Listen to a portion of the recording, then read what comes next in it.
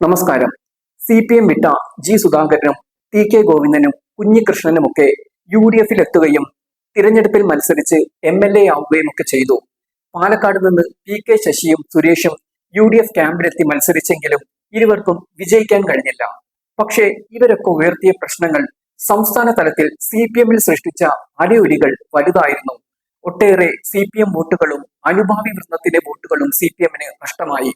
തിരഞ്ഞെടുപ്പിൽ പാർട്ടിയുടെ കോട്ടകൊത്തളങ്ങൾ നിലംപരിശാവുകയും ചെയ്തു.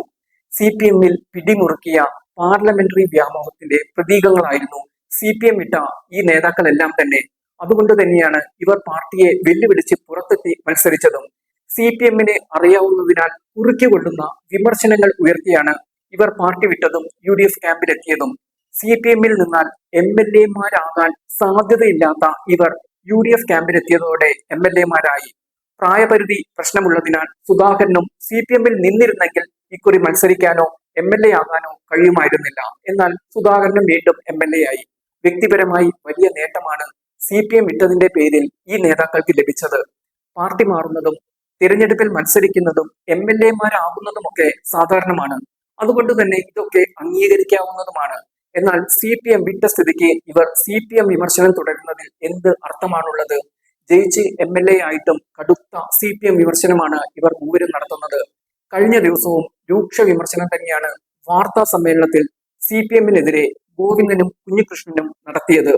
തിരഞ്ഞെടുപ്പ് തോൽവിയെക്കുറിച്ച് CPM-നും ഇടതുപക്ഷത്തിനുമുണ്ടായ പരാജയ കാരണങ്ങളെക്കുറിച്ച് പാർട്ടി സംസ്ഥാന സെക്രട്ടറി MV ഗോവിന്ദന്റെ തുറന്നു പറച്ചിൽ യാഥാർത്ഥ്യവുമായി ചേരുന്നതല്ലെന്നാണ് ഇവർ ചൂണ്ടിക്കാട്ടിയത്. പാർട്ടി അണികളെ കേട്ടതിന് ശേഷമുള്ള റിവ്യൂവല്ല തയ്യാറാക്കിയത്. ഇപ്പോഴുള്ള തെറ്റുതിരുത്തൽ ഒരു നാടകമാണെന്നും ഇവർ ആക്ഷേപിച്ചു. ഇനി ഇത്തരം വാർത്താ സമ്മേളനങ്ങൾ ആവശ്യമുണ്ടോ? CPM-നെ നന്നാക്കണമെങ്കിൽ അതിന് CPM-ൽ തന്നെ നേതാക്കളുണ്ട്. ഇപ്പോഴുള്ള ഉൾപാർട്ടി ചർച്ചകളിൽ ഇത് പ്രതിഫലിക്കുന്നുമുണ്ട്. CPM-ന്റെ അകത്ത് നിന്നപ്പോൾ ഇവർക്ക് പാർട്ടിയെ നന്നാക്കാൻ കഴിഞ്ഞിട്ടില്ല.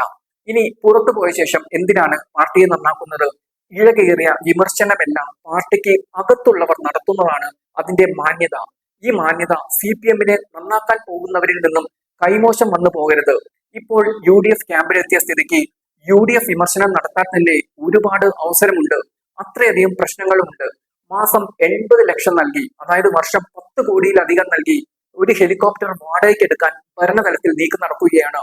പിണറായി സർക്കാർ ഇത് ചെയ്തപ്പോൾ പ്രതിപക്ഷ നേതൃസ്ഥാനത്തിരുന്ന് വിമർശിച്ച സതീഷിനാണ് ഇപ്പോൾ മുഖ്യമന്ത്രി. അപ്പോൾ തീർച്ചയായും ആ പ്രശ്നം ഉന്നയിക്കാം. വിദ്യാഭ്യാസ രംഗത്തെ കാവ്യവൽക്കരണം ഉയർത്തിക്കാട്ടി PM ശ്രീ കരാറുമായി മുന്നോട്ട് പോകാൻ പ്രതിപക്ഷത്താകുമ്പോൾ UDF പിണറായി സർക്കാരിനെ അനുവദിച്ചിരുന്നില്ല. ഇപ്പോൾ PM ശ്രീ നടപ്പാക്കാൻ ലീഗ് ഭരിക്കുന്ന വിദ്യാഭ്യാസ വകുപ്പ് തന്നെ ഒരുങ്ങുകയാണ്. അതൊക്കെ മുന്നണിയിൽ നിന്നും പരസ്യമായി എതിർത്താൽ അത് വാർത്താ തലക്കെട്ടുകൾ പിടിച്ചടക്കുക തന്നെ ചെയ്യും. എന്നാൽ അതൊന്നും ഞങ്ങൾ അറിഞ്ഞില്ല എന്ന മട്ടിൽ CPM വിമർശനം തുടരുകയാണ് ഈ നേതാക്കൾ ചെയ്യുന്നത്. ഇതൊക്കെ അവസാനിപ്പിക്കാൻ സമയമായില്ലേ എന്ന് സുധാകരനും ഗോവിന്ദനും കുഞ്ഞികൃഷ്ണനും അടക്കമുള്ളവർ ആലോചിക്കേണ്ടതുണ്ട്.